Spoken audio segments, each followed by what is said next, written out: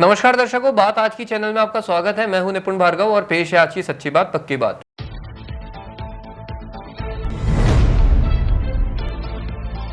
नाबालिग के साथ दुष्कर्म करने वाला आरोपी जयपुर से हुआ गिरफ्तार। नशे में धुत होकर किया था दुष्कर्म।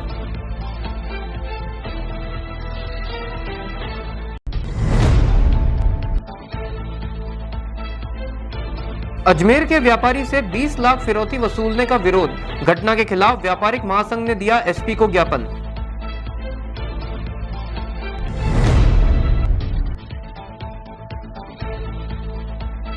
कार व ट्रेलर की भिड़ंत में पति पत्नी और बेटे सहित 4 की मौत। किशनगढ़ भीलवाड़ा राष्ट्रीय राजमार्ग पर हुआ हादसा।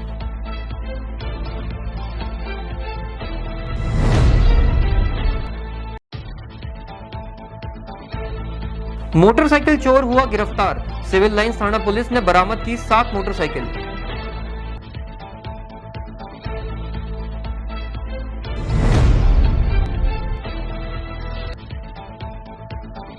श्री दिगंबर जैन गुफा वाले मंदिर में ताला तोड़कर हुई चोरी।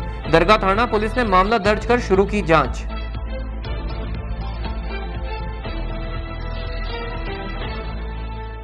बच्चे के लिए ऐसा स्कूल तलाश रहा हूं जहां बच्चा स्टडी करे और साथ में उसे सभी स्पोर्ट्स फैसिलिटीज भी मिले। अपने बच्चे के लिए सतगुरु इंटरनेशनल स्कूल चुनो। स्टडी के साथ साथ यहां इवनिंग में नेशनल लेवल के कोचेज द्वारा swimming, badminton, lawn tennis, table tennis, basketball जैसे स्पोर्ट्स की ट्रेनिंग दी जाती है। अरे वाह! सतगुरु इंटरनेशनल स्कूल, पृथ्वीराज नगर, ऑपोजिट ए ब्लॉक, पंचशील, अजमेर।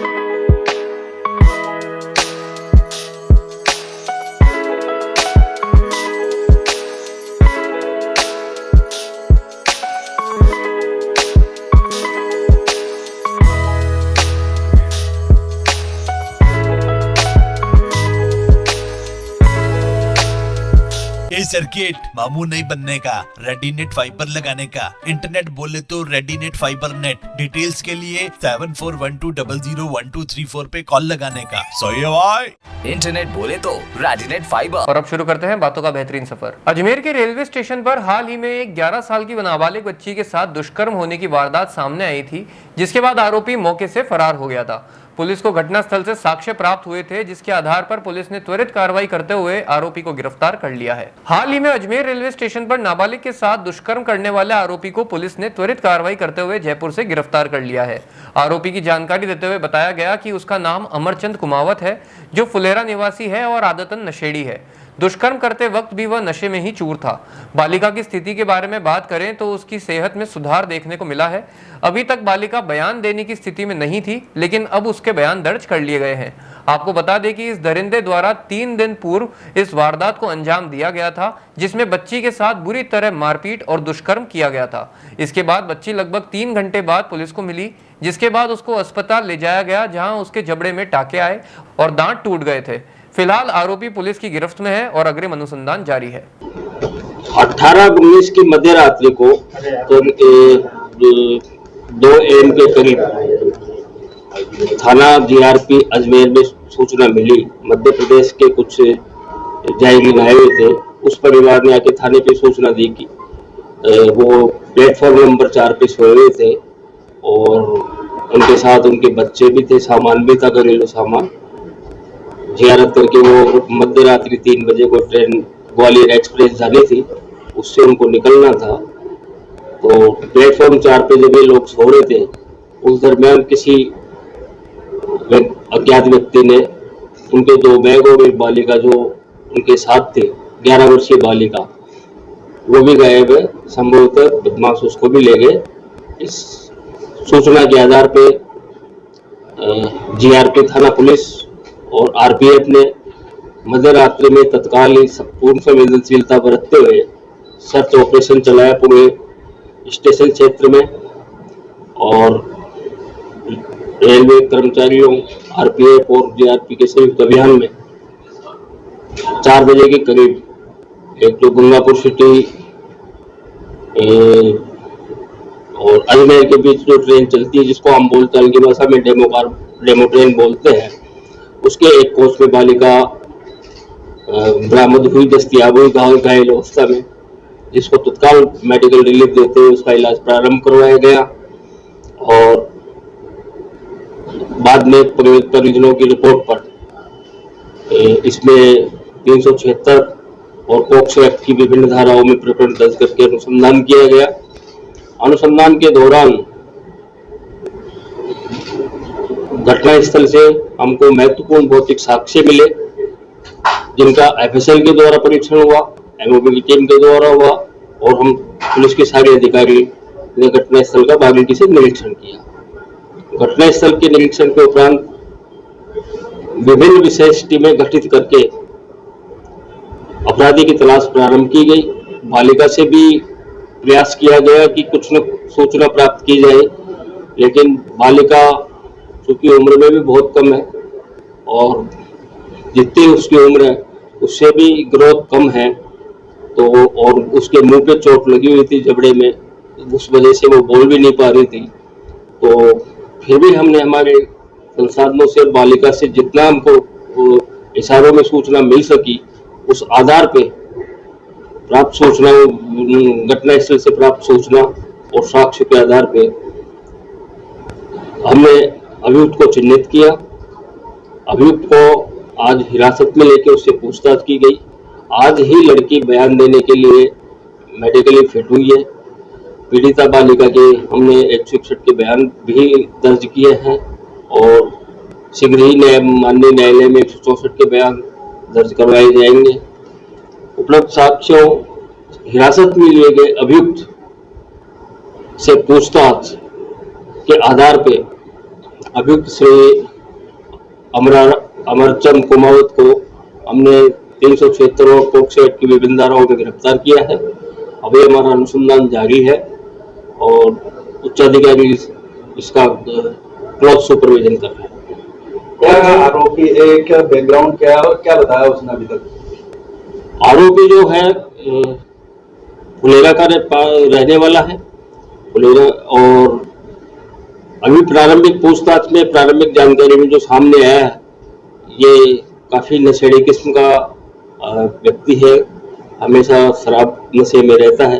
वारदात के दिन भी इसने ट्रेन में ही जयपुर से जब आ रहा था अजमेर, उतरना इसको सांबर था, लेकिन अजमेर तक पहुंच गया क्योंकि बहुत ज्यादा शराब 4 पौवे इसने लिए थे कनकपुरा स्टेशन से, तो उनका 4 पौवों का इसने सेवन कर लिया था। इसकी वजह से अत्यधिक शराब में ये हो गया था। फुलेरा स्टेशन पे उसने उतरना भूल गया और यहाँ जो है पहुंच गया और यहाँ से 4 नंबर प्लेटफॉर्म पे जब एक गाड़ी खड़ी थी उसके बाद उसने वारदात को अंजाम दिया। दुष्कर्म किया है या खाली प्रयास किया? मेडिकल रिपोर्ट हमारे पास आई है। मेडिकल रिपोर्ट में बलात्कार की संभावनाओं को नकारा नहीं गया है और पीड़िता का जो आवश्यक स्वाब वगैरह के सैंपल है वो उन्होंने हमको सील करके दिए है, उनको हम एफएसएल भेज रहे हैं और शीघ्र एफएसएल से रिपोर्ट आने के बाद इसके बारे में कंफर्मेटरी बात बताई जा सकेगी तो मेडिकल बोर्ड के द्वारा। सर अभी बच्ची की क्या स्थिति है, कितनी चोट है, गंभीर, क्या स्वास्थ्य में क्या है? स्वास्थ्य की दृष्टि से बच्ची बिल्कुल स्वस्थ है और सुरक्षित है, लेकिन चूंकि उसके मुंह पे चोट आई है, उसके 3-4 दांत टूटे हुए हैं, जबड़े पे उसके टाके भी लगाए गए हैं, तो स्वाभाविक रूप से उसके मुंह में जबड़े में बहुत ज्यादा दर्द हो रहा है, तो बोलने में उसको तकलीफ हो रही है। आज भी वो बोली है, लेकिन आज भी मतलब जितना स्मूथली एक 11 साल के बच्चे को बोलना चाहिए उतना स्मूथली भी नहीं बोल पा रही, तो बोलने में भी उसको कठिनाई है। जब इतना नशे में था तो फिर वो बच्ची को उठा के कैसे ले गया, या किसी ने और भी कोई व्यक्ति था जिसने मदद की?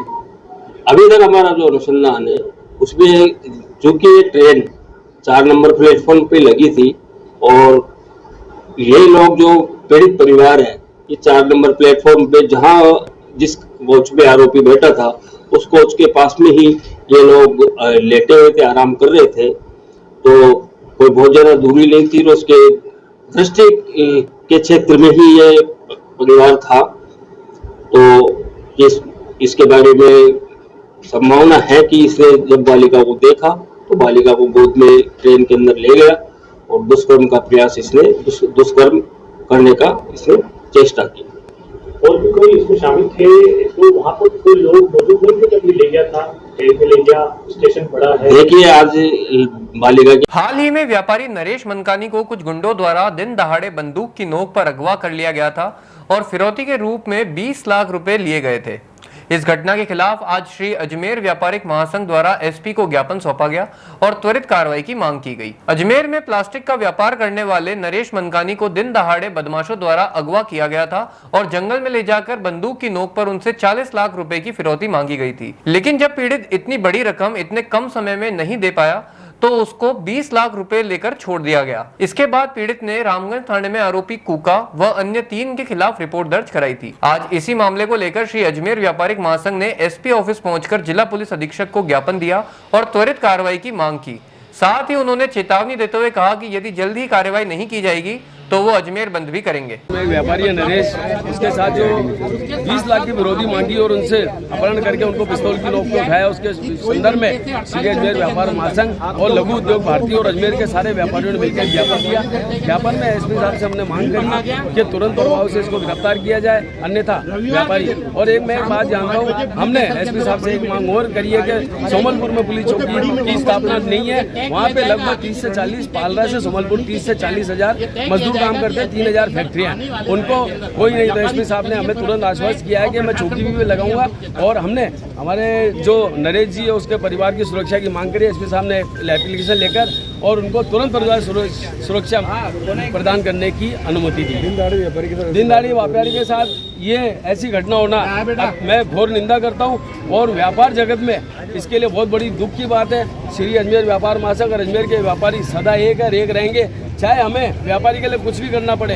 हम उनके साथ अजमेर बंद कराना पड़ा तो हम अजमेर भी पूर्णतया बंद कराएंगे, जैसे कि हमने यूजर चार्जर के विरोध में एक बार अजमेर बंद कराया था, ऐतिहासिक अजमेर बंद हुआ। ठीक है भाई, घंटे में कार्रवाई नहीं, 24 घंटे नहीं। हमने एसपी साहब को कहा है इतवार तो शाम को 5 बजे हम मीटिंग करेंगे, इतवार तक कार्रवाई। सोमवार को हमारे व्यापारी सारे और अजमेर के जितने व्यापारी है सब मिलकर निर्णय लेंगे, उस निर्णय में आगे की रणनीति जैसी बनाई जाएगी उस हिसाब से काम किया जाएगा।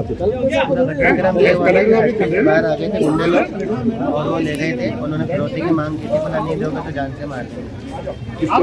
रिक्वेस्ट करी तब जाकर उन्होंने मतलब बहुत अंदर तक ले गए थे मारने वारने करने के लिए। 20 लाख रुपए उनको अर्जेंट दिए तब जाकर उन्होंने पीछे। तो क्या मानते हो आपने इसकी शिकायत दी थाने में, कार्रवाई नहीं कर रहा? कार्रवाई चालू है। एसपी साहब ने कार्रवाई का नहीं, बस एक का ही नाम जानते हैं, ठीक है। कोई आपकी कोई बात नहीं, कोई किसी से ऐसी कोई बात नहीं। किशनगढ़ भीलवाड़ा राष्ट्रीय राजमार्ग पर कल रात कार और ट्रेलर की जबरदस्त भिड़ंत हो गई, जिसमें कार में सवार पति पत्नी व बेटे समेत 4 लोगों की दर्दनाक मौत हो गई। पुलिस ने मौके पर पहुंचकर क्रेन की मदद से वाहनों को हटवाया और कार में सवार अन्य व्यक्ति जो गंभीर रूप से घायल हुए उनको एम्बुलेंस बुलाकर विजयनगर अस्पताल पहुंचाया। शहर में लगातार बाइक चोरी की वारदात सामने आ रही हैं। इसी के मद्देनजर चोरी की वारदातों पर अंकुश लगाने व आरोपियों की धरपकड़ हेतु अतिरिक्त पुलिस अधीक्षक शहर एवं मुख्यालय दुर्ग सिंह राजपुरोहित द्वारा एक स्पेशल टीम का गठन किया गया था। 10 जून को भी बाइक चोरी की वारदात सामने आई थी, जहां पर चोरी की वारदात सीसीटीवी कैमरे में कैद हो गई थी। गठित टीम द्वारा अभय कमांड सेंटर से सीसीटीवी फुटेज का गहनता से अवलोकन किया गया और आरोपी किशनगढ़ निवासी 23 वर्षीय कान सिंह को गिरफ्तार किया गया, जिसने पूछताछ करने पर बाइक चोरी करना कबूल किया। कान सिंह के पास से लगभग 7 बाइक जब्त की गई और उसको न्यायालय के समक्ष पेश किया गया। सर, कई दिनों से मोटरसाइकिल चोरी होने की वारदातें हो रही थी। उच्च अधिकारियों ने इसको बड़ा सीरियस से लिया कि रोज रोज चोरियाँ नहीं होनी चाहिए।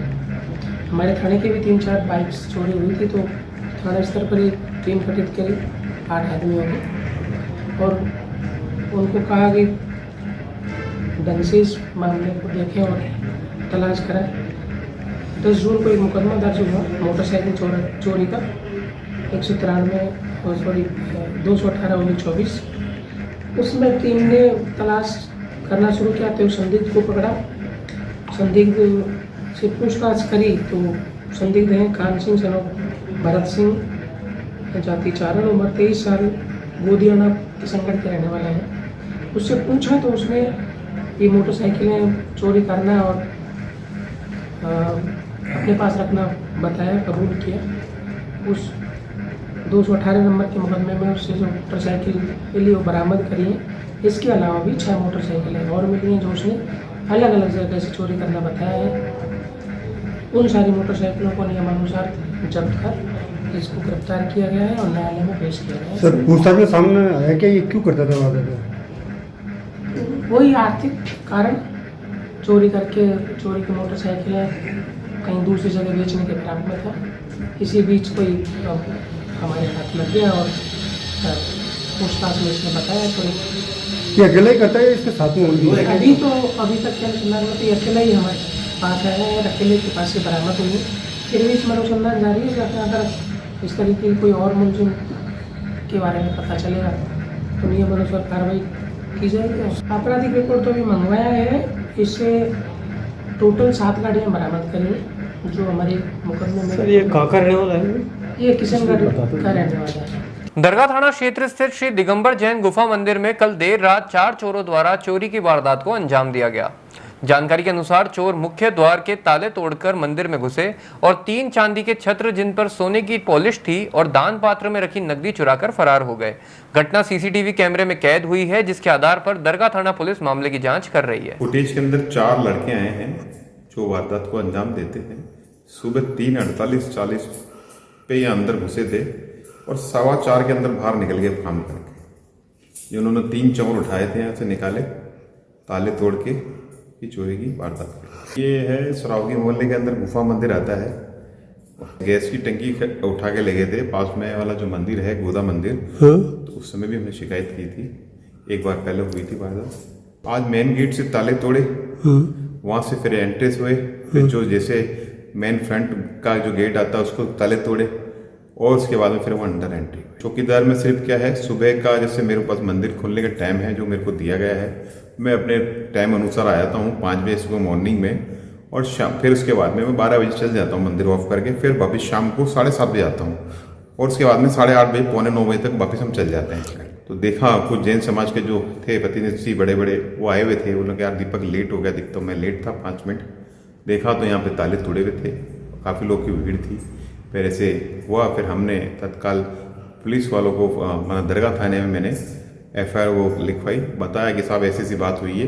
फिर वहाँ से तुरंत 20 मिनट में पुलिस वाले आए और अपनी कार्रवाई करके फुटेज वुटेज सब ले। बातों को लेते हैं छोटा सा विराम, जल्दी मिलते हैं एक नए सफर पर। बच्चे के लिए ऐसा स्कूल तलाश रहा हूँ जहाँ बच्चा स्टडी करे और साथ में उसे सभी स्पोर्ट्स फैसिलिटीज भी मिले। अपने बच्चे के लिए सतगुरु इंटरनेशनल स्कूल चुनो। स्टडी के साथ साथ यहाँ इवनिंग में नेशनल लेवल के कोचेज द्वारा swimming, badminton, lawn tennis, table tennis, basketball जैसे स्पोर्ट्स की ट्रेनिंग दी जाती है। अरे वाह! सतगुरु इंटरनेशनल स्कूल, पृथ्वीराज नगर, ऑपोजिट ए ब्लॉक, पंचशील, अजमेर।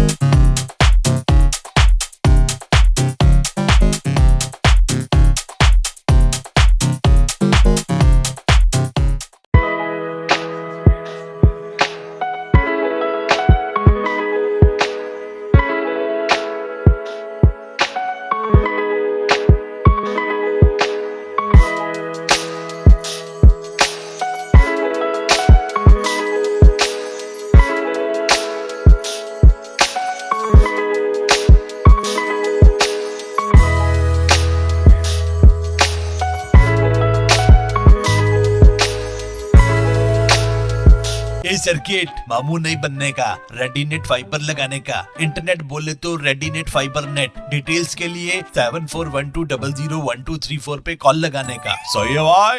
इंटरनेट बोले तो रेडीनेट फाइबर। एक बार फिर आपका स्वागत है। ये चलता है एक नए सफर पर। दुनिया भर में हर साल 21 जून को अंतर्राष्ट्रीय योग दिवस के रूप में मनाया जाता है। इस दिन को मनाने की शुरुआत सबसे पहले 2015 में की गई थी। योग शरीर को रोग मुक्त रखता है और मन को शांति प्रदान करता है। भारत ने योग को अंतर्राष्ट्रीय स्तर पर पहचान दिलाकर योग के जरिए सांस्कृतिक एकता को बढ़ावा दिया है। इसकी शुरुआत प्रधानमंत्री मोदी ने 2014 में संयुक्त राष्ट्र महासभा में प्रस्ताव रखने के साथ की थी। आपको बता दें कि योग दिवस मनाने के लिए हर वर्ष एक नई थीम रखी जाती है। इस साल अंतर्राष्ट्रीय योग दिवस की थीम महिला सशक्तिकरण के लिए योग रखी गई है।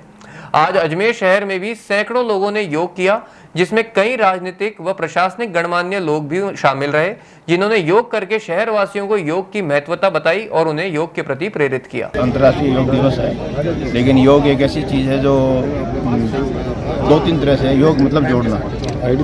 तो योगा में जो आपके तत्व हैं वो तत्व हैं एक शारीरिक स्वास्थ्य और एक आध्यात्मिक।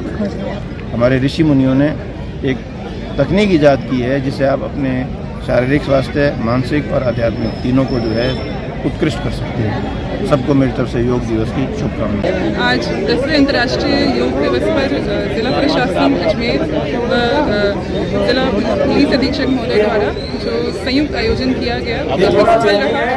2000 से अधिक लोगों ने इसमें पार्टिसिपेट किया। तो आज इस योग दिवस के उपलक्ष्य में मैं सभी अजमेर वासियों से निवेदन करूंगी कि वो निरंतर योगाभ्यास करें और इसका पूर्ण रूप से लाभ लें। इस पर आज यहाँ वृहद एक कार्यक्रम आयोजित किया गया। योग के जो विभिन्न आसन हैं वो आज यहाँ पे काफ़ी भारी संख्या में जो पार्टिसिपेंट्स आए हैं सबको सिखाए गए हैं। आज जो हमने आसन सीखे हैं मैं उम्मीद करती हूँ कि हमारे पुलिसकर्मी भी उसको जीवन का अभिन्न अंग बनाएंगे।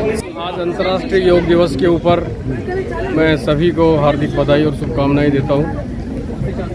ये भारत की पूरे विश्व भर को एक देन है। ये संपूर्ण मानव जीवन के दर्शन को प्रतिबिंबित करता है। यदि हम इसको नियमित अभ्यास करेंगे तो निस्संदेह रूप से इसके असीम लाभ होंगे। सभी को बहुत बहुत शुभकामनाएं। 50 से अधिक देशों में सहयोग मेडिटेशन हो रहा है और यूनेस्को के अंदर भी आज शाम 4 बजे सहयोग मेडिटेशन का सेंटर है। तो आप सीखें, 5 से 7 मिनट आप निकाले, देखें। बधाई देता हूँ। विश्व योगा दिवस के उपलक्ष्य में JLN अस्पताल के प्रांगण में योग शिविर का आयोजन किया गया। यह योगा न केवल स्वास्थ्य के लिए जरूरी है, यह मन की शांति के लिए भी जरूरी है। इस मौके पे मैं सभी को, जो भी इसमें UG के स्टूडेंट्स, PG स्टूडेंट्स, सारी फैकल्टीज और हमारे फार्मासिस्ट, नर्सिंग स्टाफ जो भी लोग आए हैं, उन सभी को धन्यवाद देना चाहूँगा। बहुत बहुत धन्यवाद। 10वां अंतर्राष्ट्रीय योग दिवस समारोह पूर्वक जवाहरलाल नेहरू चिकित्सालय में मनाया गया। पूरा इस योग शिविर का उपयोग किया और ये प्रण किया है कि इस शिविर को हम वर्ष पर्यंत अपने अपने शहर में लगातार धोखाधड़ी के मामले बढ़ते ही जा रहे हैं।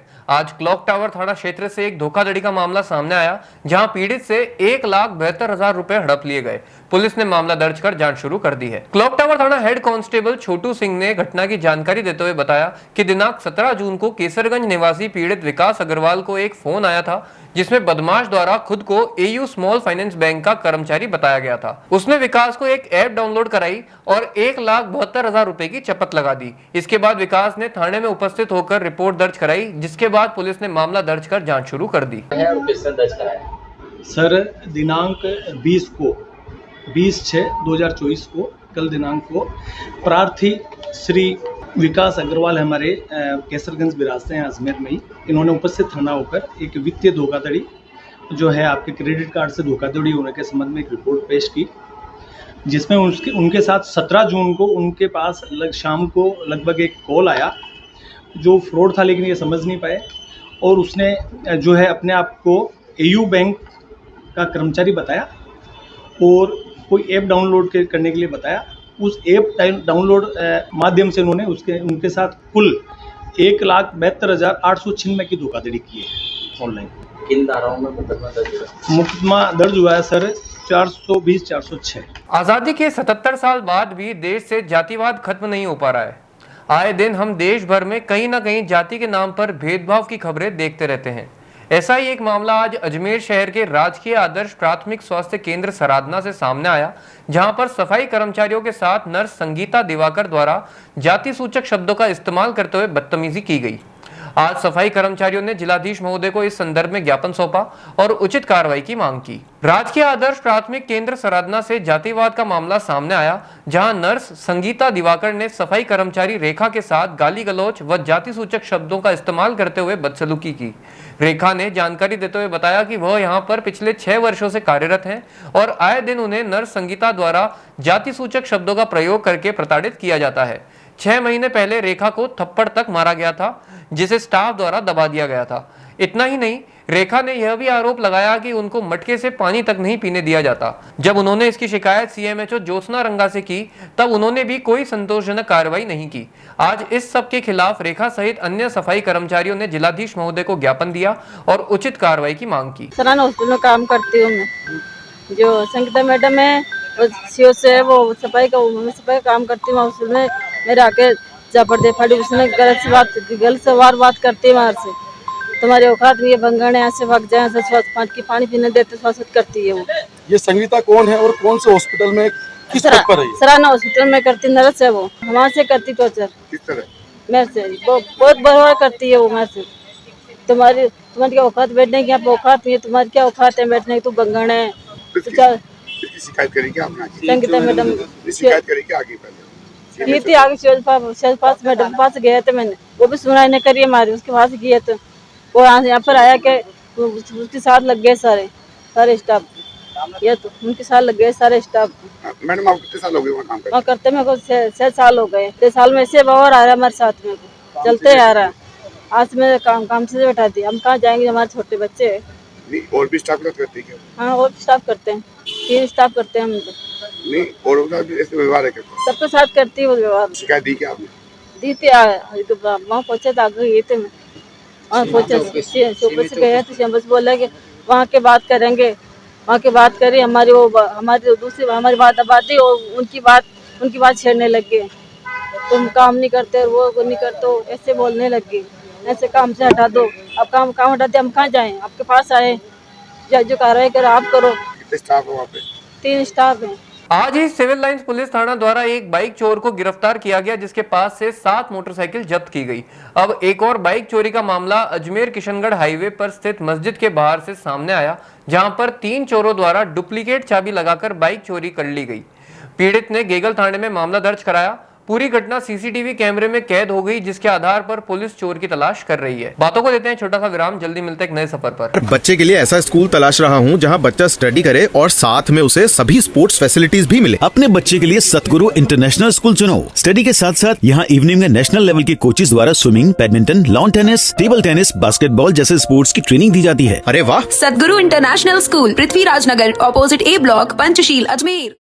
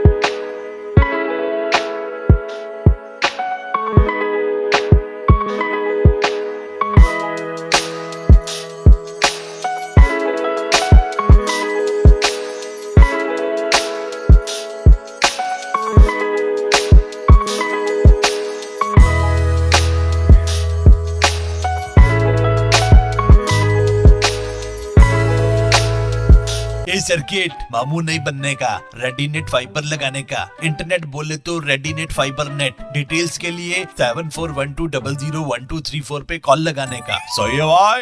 इंटरनेट बोले तो रेडीनेट फाइबर। एक बार फिर आपका स्वागत है। ये चलता है एक नए सफर पर। हाल ही में बाड़मेर निवासी लोकेंद्र सिंह धंधे ने जातीय भेदभाव, उत्पीड़न व रैगिंग से परेशान होकर आत्महत्या कर ली। लोकेंद्र कर्नाटक में एमबीबीएस की पढ़ाई कर रहा था, जहां पर सहपाठियों द्वारा उसको इतना प्रताड़ित किया गया कि वह डिप्रेशन में चला गया और अपनी जीवन लीला समाप्त कर ली। बीबीसी की एक रिपोर्ट के अनुसार 2014 से 2021 तक भारत में 122 बच्चों को उच्च शिक्षा में जातीय भेदभाव के चलते अपनी जान से हाथ खोना पड़ा है।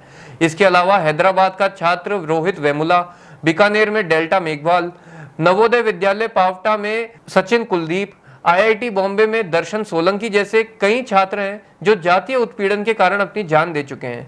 आज इसी संदर्भ में डॉक्टर अंबेडकर अनुसूचित जाति अधिकारी कर्मचारी एसोसिएशन ने राष्ट्रपति के नाम ज्ञापन सौंपा, जिसमें लोकेंद्र के परिवार को आर्थिक मुआवजे के रूप में 1 करोड़ की सहायता राशि देने व परिवार के एक सदस्य को सरकारी नौकरी देने की मांग की गई। ये छात्र मेडिकल स्टूडेंट लोकेंद्र सिंह धंधे बाड़मेर से है मुख्यतः, और इनको कर्नाटक के मेडिकल कॉलेज अलॉटमेंट हुई। वहाँ पर रैगिंग के नाम पर जातीय उत्पीड़न हुआ और इस तरह से प्रताड़ित किया गया कि उसको अपनी जान से हाथ धोना पड़ा। हम चाहते हैं कि लोकेंद्र सिंह को न्याय मिले, साथ ही इस तरह की जो रैगिंग जातीय उत्पीड़न के रूप में है वो उनकी पुनरावृत्ति नहीं हो। समस्त भारत देश में हम ये विरोध जताना चाह रहे हैं और माननीय भारत के राष्ट्रपति जी को हम लोग ज्ञापन देकर और ये विरोध जता रहे हैं कि संपूर्ण भारत में अब आज के 21वीं सदी में जब हमारा सारे समाज इतना शिक्षित हो गए हैं, शिक्षित वर्ग रह रहे हैं, तो इस तरह की जातीय उत्पीड़न की घटनाएं नहीं हो और जो एक योग्य छात्र आगे बढ़ता, बहुत बड़ा भावी डॉक्टर बनते और किसी और रूप में भी अपनी सेवाएं देते भारत को, तो ये एक प्रतिभाओं का हनन है। साथ ही जातीय जो एक योग्य था वो उसकी समाप्ति हुई है। अतः हम फिर से सभी से निवेदन के तौर पे भी कहते हैं कि सभी एक पॉजिटिव सकारात्मक भावनाएं रखते हुए इस तरह की जातीय उत्पीड़न को रोका जाए, रैगिंग को रोका जाए। धन्यवाद। सेवा भारती समिति की ओर से श्री राम जानकी सर्व जातीय 5वां सामूहिक विवाह सम्मेलन का आयोजन 15 जुलाई को होने जा रहा है। हर साल सेवा भारती समिति की तरफ से श्री राम जानकी सर्व जातीय धार्मिक विवाह सम्मेलन का आयोजन किया जाता है। समिति की तरफ से आज पत्रकार वार्ता के जरिए जानकारी देते हुए समिति के अध्यक्ष सुनील दत्त जैन ने बताया कि सेवा भारती समिति के द्वारा सामाजिक कार्यों को हमेशा से किया जाता रहा है और पूज्य संतों के सानिध्य एवं आशीर्वाद से एक बार फिर श्री राम जानकी सर्व जातीय 5वां सामूहिक विवाह सम्मेलन अजमेर में आयोजित होने जा रहा है, जो कि 15 जुलाई को आषाढ़ शुक्ल नवमी, जिसको बड़लिया नवमी के रूप में भी जाना जाता है, अजमेर के विजय लक्ष्मी पार्क में आयोजित किया जाएगा। इस विवाह सम्मेलन में सेवा भारती समिति द्वारा इस बार 11 जोड़ों का विवाह किया जाना प्रस्तावित किया गया है। समिति के अध्यक्ष सुनील दत्त जैन ने बताया कि अभी तक 5 जोड़ों की सहमति समिति के पास आ चुकी है। समिति द्वारा नव दंपति के जीवन में बनने वाले नव युगल को 40 से ज्यादा रोजमर्रा के जीवन में आने वाले घरेलू वस्तुओं को उपहार स्वरूप भेंट किया जाएगा। साथ ही समिति ने आमजन से भी अपील की है कि अगर उनकी नज़र में भी ऐसे गरीब परिवार जो बच्चों की शादियां करने में असक्षम हैं या फिर ऐसे युगल जोड़े जिनकी उम्र ज़्यादा हो चुकी है और आर्थिक रूप से कमज़ोर होने के कारण उनकी शादियां नहीं हो पा रही है, वह समिति से संपर्क कर सकते हैं ताकि 15 जुलाई को होने वाले इस सामूहिक विवाह सम्मेलन में उनको जोड़कर उनका विवाह समिति के द्वारा किया जा सके। आपको बता दें, सेवा भारती समिति द्वारा समाज के निर्धन, पीड़ित, वंचित, शोषित और उपेक्षित व्यक्तियों की सेवा करने का बीड़ा उठाते हुए राष्ट्रीय सेवा भारती द्वारा देश भर में अब तक 1,30,000 से अधिक सेवा कार्यों को किया जा चुका है। इतना ही नहीं, राजस्थान प्रदेश में सेवा भारती समिति के द्वारा अब तक 2550 से अधिक सामूहिक विवाह सम्मेलन किए जा चुके हैं और अजमेर में यह 5वां विवाह सम्मेलन है। सेवा भारती समिति अजमेर के तत्वाधान में दिनांक 15 जुलाई सोमवार तदनुसार आषाढ़ शुक्ल नवमी, जिसको बड़लिया नवमी के नाम से भी समाज में इस मुहूर्त को जाना जाता है, सर्व जातीय सामूहिक विवाह राम जानकी सर्व जातीय सामूहिक विवाह के नाम से सेवा भारती अजमेर के माध्यम से यहाँ पर किया जा रहा है। सेवा भारती अजमेर यह 5वां सामूहिक विवाह करवा रहा है। इसके पहले 4 सामूहिक विवाहों में 67 जोड़ों का सामूहिक विवाह सेवा भारती अपने माध्यम से करवा चुका है। पूरे राजस्थान प्रदेश में 2550 से भी अधिक सेवा भारती सर्व जातीय सामूहिक विवाह के कार्यक्रम करवा चुका है। उसी कड़ी में यह कार्यक्रम यहाँ पर आयोजित है। स्थानीय समिति के द्वारा 11 जोड़ों का लक्ष्य लिया गया है कि 11 जोड़ों के हम यहाँ पर परिणय कराएंगे। 5 का कंफर्मेशन हमारे कार्यकर्ताओं को प्राप्त हो चुका है। शेष का भी शीघ्र ही 1-2 दिन में हम कंफर्मेशन करके उनका जो निर्धारित पंजीयन है उसमें प्राप्त कर लेंगे। यदि ये संख्या 11 से भी अधिक होती है तो निश्चित रूप से सेवा भारती उन सभी जोड़ों का परिणय यहाँ पर कराएगी।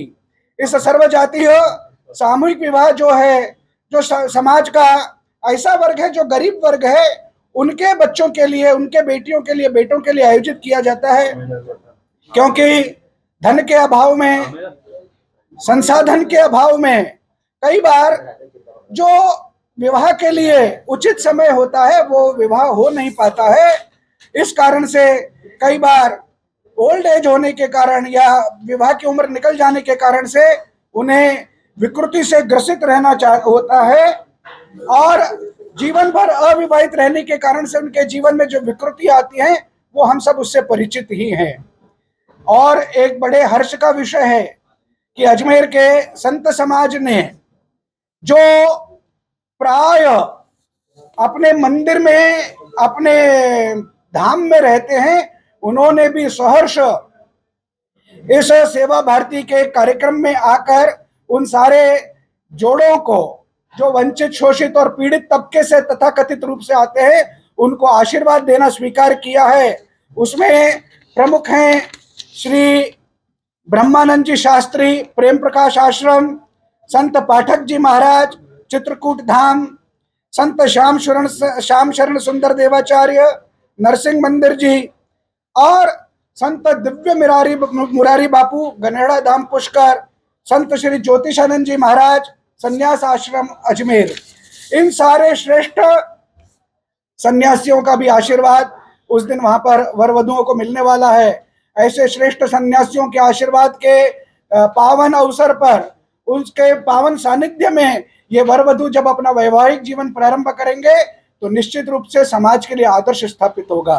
जो 67 जोड़े कर चुके हैं उनसे भी समिति के कार्यकर्ताओं का निरंतर नियमित संपर्क रहता है और उनके जीवन में क्या परिवर्तन हो रहा है, क्या उन्हें नई कुछ प्रकार के अनुभव आ रहे हैं, वो भी समिति के कार्यकर्ता बनकर और नए जोड़ों को तैयार कर रहे हैं। इस प्रकार का भी काम समिति के कार्यकर्ता कर रहे हैं। इसमें जो घर गृहस्थी से संबंधित, दैनिक उपयोग से संबंधित आवश्यकताएं हैं, एक वो कैटेगरी हो गई। एक वर वधु को उस दिन श्रृंगार की दृष्टि से जो कपड़े और जो कुछ आवश्यकता रहती है आभूषणों की, वो एक कैटेगरी हो गई। इसी प्रकार और भी कुछ समाज के भामाशाह हैं जो दानदाता हैं, वो भी अपनी ओर से देते हैं।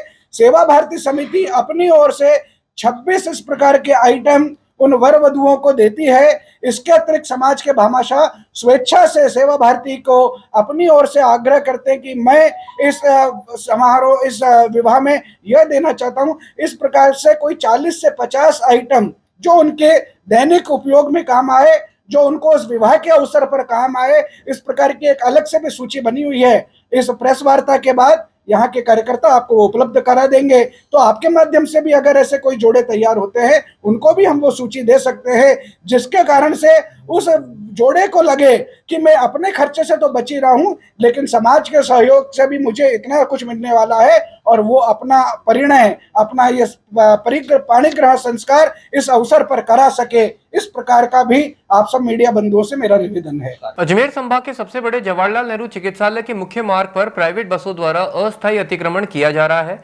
जिसको लेकर अभी तक किसी ने भी सुध नहीं ली है। इसके कारण आम जन को काफी परेशानियों का सामना तो करना पड़ ही रहा है, साथ ही एम्बुलेंस व फायर ब्रिगेड को भी परेशानी उठानी पड़ रही है। बात आज की चैनल अजमेर नगर निगम प्रशासन, जो कि अभी शहर को अतिक्रमण से मुक्त करने की मुहिम चला रहा है, उससे आग्रह करता है कि इस ओर भी ध्यान आकर्षित करते हुए आम जन को राहत प्रदान करने का कार्य करे।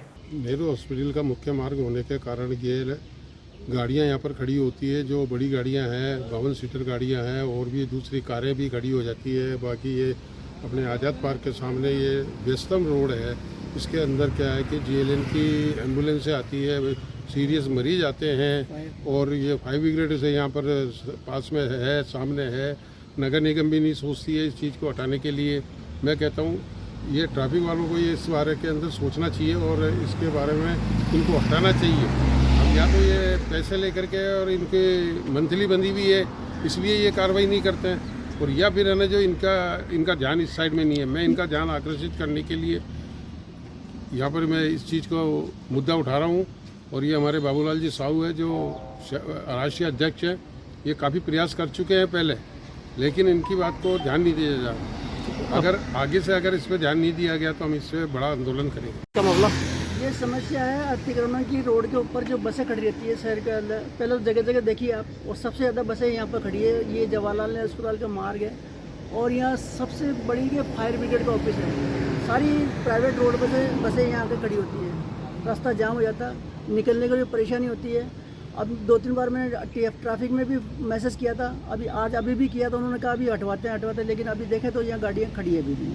इतनी बड़ी बड़ी गाड़ियाँ नहीं दिखती, ठेले वाला दिखता नहीं, गुमटी वाले दिखती है। अब देखिए आप कितनी बड़ी बड़ी गाड़ियाँ खड़ी है यहाँ पर, पूरे जाम हो रखा, पूरा यहाँ से लेकर 20 गाड़ियाँ उधर खड़ी है, 10 गाड़ियाँ उधर खड़ी है।